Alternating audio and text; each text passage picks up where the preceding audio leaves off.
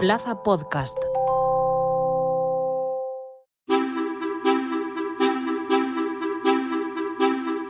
Con la llegada del verano y el cierre de los colegios, muchas familias en España se enfrentan al desafío de la conciliación laboral y familiar.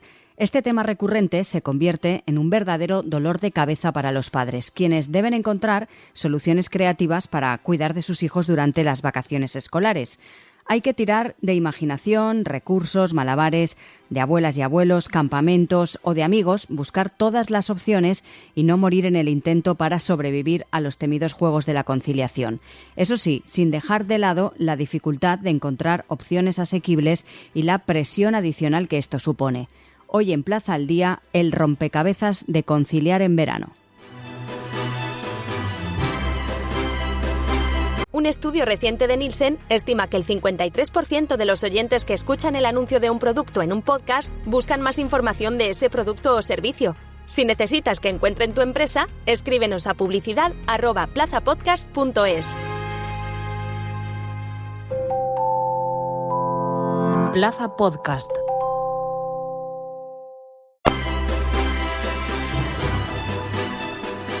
Decía yo al inicio que llega una época maravillosa como es el verano y con él llegan las vacaciones escolares. Y ahí llega el momento Tetris, es decir, para los que no conozcan este juego ochentero, llega el momento de tener que encajar todas las piezas para que nos cuadren y ahí, en esa ardua tarea, se encuentra la gran mayoría de españoles. Decía nuestra invitada que llegan días en los que hay que tirar de imaginación, de recursos, malabares, abuelas y campamentos, también de amigos, para buscar todas las opciones y no morir en el intento para sobrevivir a los temidos juegos de la conciliación. Laura Baena, muy buenas.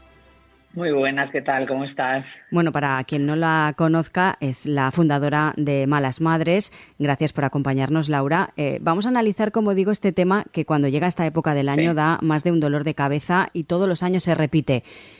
También todos los años el colegio parece que termine antes, o por lo menos es la sensación que nos dan los padres. Se complica cada año esta situación para las familias y también se complica en el tema económico, porque no es fácil dejar a los niños en campamentos, en escuelas de verano, sin tener que pagar un coste alto económicamente hablando, ¿no? Bueno, hay que comenzar diciendo que la conciliación en España está lejos de ser una realidad en general, ¿no? Es decir, durante todo el año la conciliación, las madres sobrevivimos a la conciliación pues con un coste económico, emocional y personal altísimo, ¿no? Es decir, al final la conciliación es un tema de Estado y debería conllevar que se entendiera como una necesidad y se debería trabajar para que existiera una protección social y un derecho de conciliación para todas las familias.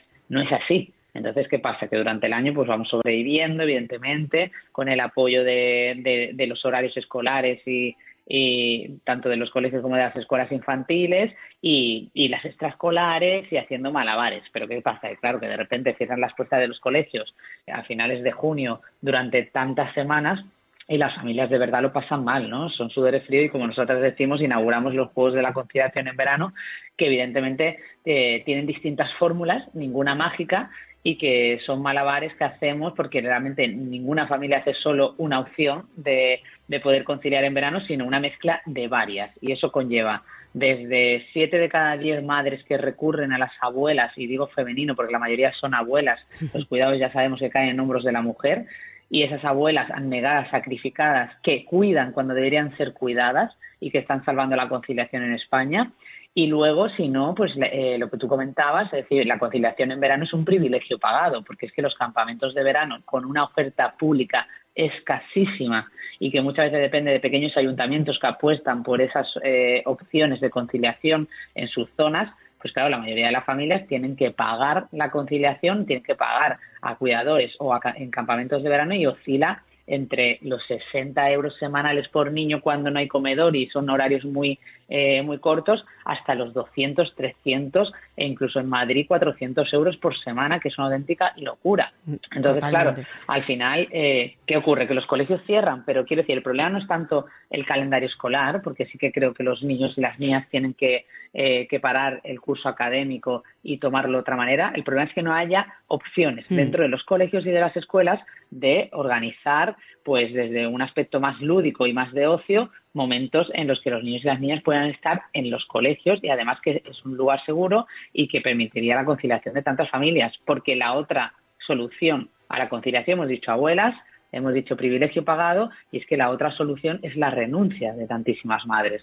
Mujeres madres que se cogen excedencias, permisos sin sueldos, que tienen que tirar de vacaciones y de malabares, como decimos, para poder sobrevivir. Entonces, claro, es que la falta de conciliación afecta económicamente a las familias, sobre todo a las madres, y afecta también a nuestro desarrollo profesional y a nuestro derecho al trabajo, ¿no? Entonces, bueno, además del impacto emocional que tiene, porque realmente ahora comienzan todas las malas madres a hablarnos de ansiedad, de no llegar a todo, de cómo hacerlo y con una culpa enorme de no disfrutar además de las vacaciones de los niños y las niñas, ¿no? Y además usted hacía referencia a esa escasez de servicios públicos, de campamentos públicos, que año tras año se repite. ¿Por qué cree que todavía faltan esos campamentos o esas actividades que sean públicas y que sean más económicas para las familias? Bueno, porque las familias estamos salvando la conciliación en España y entonces están estirando, porque evidentemente los presupuestos son limitados y se decide a qué destinar el dinero y la conciliación no está haciendo una prioridad de Estado. Entonces, por eso estamos desde asociaciones como la Asociación Yo No Renuncio que presido, pues siempre insistiendo, exigiendo que la conciliación no solo es un derecho, sino una necesidad y que además los datos lo dejan claro. No es país para madres que además quieran trabajar, es que las mujeres están dejando de ser madres, es que no tenemos futuro, es que la tasa de natalidad cae y estamos en las cotas más bajas de Europa y del mundo. Entonces, ¿queremos una sociedad sin futuro? Porque realmente no somos capaces de entender que con medidas de conciliación efectivas las madres tendrían incluso más hijos. 7 de cada 10 mujeres nos dicen en nuestros estudios que tendrían más hijos e hijas si contaran con medidas de conciliación. Entonces, bueno, pues evidentemente al Estado le sale gratis la conciliación en España porque la pagamos nosotras y porque tenemos unas santas abuelas que también nos apoyan cuando no debería ser así. Eso no es conciliar. En la pandemia se instauró el teletrabajo, todos lo hemos utilizado, todos lo sabemos, pero también leía que usted decía que lo del teletrabajo pues es trampa, porque a ver, ¿a quién le explicas que vas a teletrabajar con 2 niños en casa o 3 niños o 1, el que sea, con tus hijos en casa? Un poquito se complica la cosa. Bueno, yo soy una firme defensora del teletrabajo, ¿eh? Nosotros en la organización somos 10 personas que teletrabajamos desde distintos lugares de España y siempre me vas a ver defenderlo, pero también hay que poner el acento en los riesgos que puede tener. El teletrabajo sin flexibilidad horaria no sirve de nada. Nosotras cuando se reguló el trabajo a distancia en octubre de 2020 subimos nuestra propuesta de teletrabajo que incluía, y además fue un trabajo maravilloso que hice junto con un valenciano, David Bley, compañero y colaborador de esta asociación. Sí, lo conocemos mucho. Y una de las claves que marcábamos es, oye, el teletrabajo sin flexibilidad horaria no tiene ningún sentido. Y luego además también marcábamos que el teletrabajo sin perspectiva de género no tiene ningún sentido, porque si vamos a ser solo las madres las que teletrabajemos, vamos a salir de las decisiones que se tomen en la empresa, no vamos a estar presentes en los momentos de reuniones importantes, pues entonces ahí está el riesgo de que nos invisibilice el teletrabajo. Pero para mí el teletrabajo es fundamental, creo que las empresas tienen que dar un paso hacia adelante. Se demuestra que el teletrabajo no tiene por qué bajar la productividad cuando se regula bien y se hacen los procesos que se tienen que hacer, y hay que exigir, y me gusta que hayas puesto sobre la mesa a las empresas, porque aquí la conciliación no solo depende de un compromiso político, y es importante que no se nos olvide, sino también de un compromiso empresarial de cambiar un modelo laboral, porque la relación entre la vida y el trabajo no funciona no solo para las madres, sino para todas las personas. O sea, estamos en una sociedad que solo da importancia al trabajo productivo, al hacer, y nos hemos olvidado de valorar los cuidados sin trabajo reproductivo. Entonces a las empresas hay que exigirle no solo la recomendación del teletrabajo, sino flexibilidad horaria, porque en muchos casos, y sobre todo ahora en verano, cuando de repente los campamentos de verano empiezan más tarde de los colegios, cuando de repente un hijo o una hija enferma, la flexibilidad es fundamental, y no por tener flexibilidad vas a trabajar menos o vas a ser menos profesional. Claro. Y esa mirada empresarial es tan difícil de cambiar, Lucía. Sí, y es difícil de cambiar en general este problema que, como digo y he dicho al principio, año tras año se repite. Llega el final de curso y todos tenemos en la cabeza dónde, y permíteme la palabra, colocar a nuestros hijos, entre comillas. Es cierto que es difícil y es un poco una lástima también, porque tú lo decías, no se puede tampoco disfrutar al 100% de ellos porque estás trabajando o teletrabajando y ellos, por ejemplo, pues están más en casa, pero tampoco puedes disfrutar de ellos. No sé si de qué manera podríamos la sociedad intentar poner nuestro granito de arena para ir cambiando un poco esta situación. Yo confío mucho en que todas las que sufrimos la falta de conciliación, que mayoritariamente somos las madres, exijamos los derechos de manera individual, seamos activistas y nos asociemos, ¿no? Es decir, me parece fundamental. Evidentemente esto es muy complicado porque no tenemos tiempo y esto es una pescadilla que se muerde la cola, estamos sin tiempo, entonces no podemos realmente ser activistas, pero desde ese lugar para nosotros es muy importante pues los servicios que tenemos, como el servicio del teléfono amarillo de la conciliación, que es un servicio legal gratuito con el que hemos ayudado a más de 15.000 mujeres en saber cuáles son sus derechos, porque aunque hay muy pocos derechos en conciliación, los que hay que por lo menos se cumplan, ¿no? Y por ley la adaptación de jornada, el permiso de lactancia, la reducción de jornada, es decir, tener sobre la mesa por lo menos lo que contamos con ello para que se cumpla, porque si no las empresas no van a venir a decirte, oye, usted tiene este derecho. No, somos nosotras las que tenemos que estar informadas y las que tenemos que de nuestro lugar sentarnos a hablar. Entonces, entender que no tenemos que tener vergüenza por decir que no podemos conciliar y que necesitamos que la empresa nos pueda apoyar y que no somos menos profesionales por ello. Y si todas al final hablamos, nos informamos, vamos cambiando la sociedad, vamos haciendo lo que yo creo que Malas Madres y la asociación Yo No Renuncio está haciendo, que es poner en la agenda pública, política, la conciliación, ¿no? Entonces hay que seguir, necesitamos que de verdad las mujeres y las madres hablemos de este tema y poco a poco vayamos cambiando y exigiendo nuestros derechos, ¿no? Porque si no, vamos a estar siempre esperando, ¿no?, a esa legislación lenta, tardía, a esas políticas que también tenemos que evidentemente priorizar, pero que van llegando muy lentas y que muchas no dependen solo del gobierno nacional, sino que la tristeza de este año y de este verano yo creo que ha sido no llegar a tener los permisos retribuidos de cuidado que impone la directiva europea y que España está sancionada. O sea, hay 8 semanas de permiso de cuidado que deberían ser retribuidos, que estaban esperando como agua de mayo muchísimas familias y muchísimas madres que no han sido aprobadas. Uh-huh. Y entonces eso es grave y eso hay que exigirlo, ¿no? Y yo creo que si todas empujamos, pues al final tenemos más fuerza. Estamos hablando de madres, de mujeres, pero los datos están ahí, no lo decimos nosotras. Según el estudio El coste de la conciliación, que precisamente hicisteis desde Yo No Renuncio, el 72% de las madres declara ser la principal responsable de organizar precisamente esos días no lectivos. Un 24% dice que lo reparte con su pareja por igual y solo un 2% de los hombres lo gestiona. Maravilla. No lo decimos nosotros, los datos están ahí y contra eso Exacto. Es con lo que tenemos que lidiar, ¿no? Claro. Y bueno, y muy bien, Lucía, que lo pongas también sobre la mesa, pues la corresponsabilidad, ¿no? Al final, me preguntabas qué podemos hacer, también tenemos que hacer eso. O sea, también, por desgracia, a las mujeres y a las madres nos toca un papel pedagógico, nos toca un papel de tirar del carro, nos toca sentarnos, a hablar con nuestros compañeros cuando son padres y hombres y pedirles corresponsabilidad.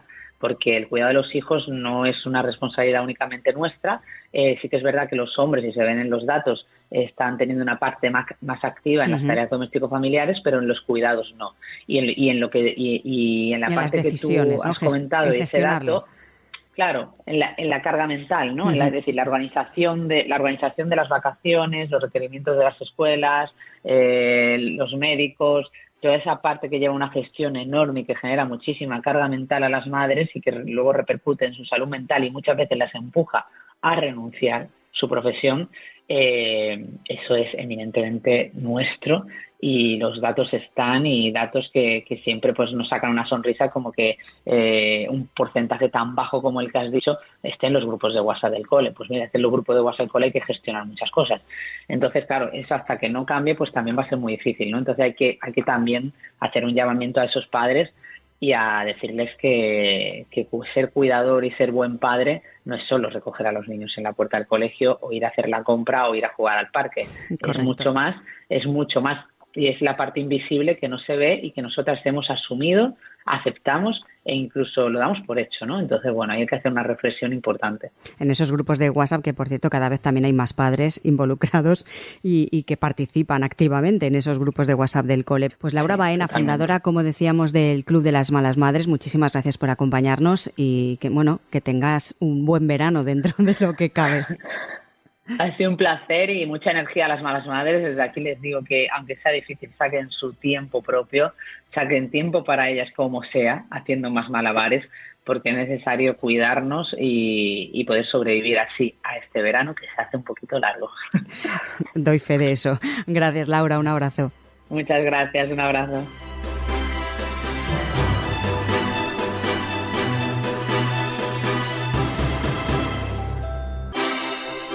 Entre los problemas a los que se enfrentan los padres está la falta de oferta pública de actividades de verano, que esto agrava la situación, dejando a las familias con pocas opciones asequibles.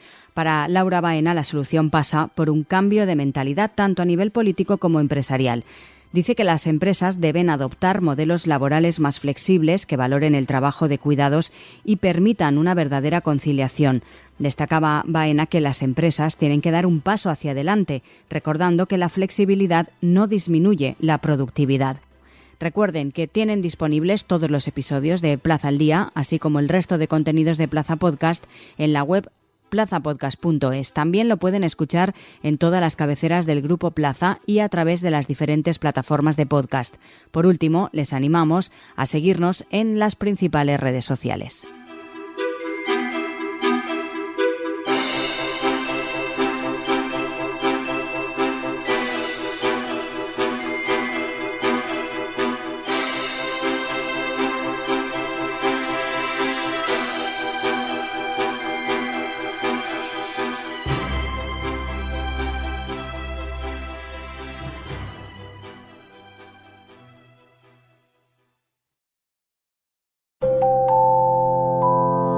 Plaza Podcast.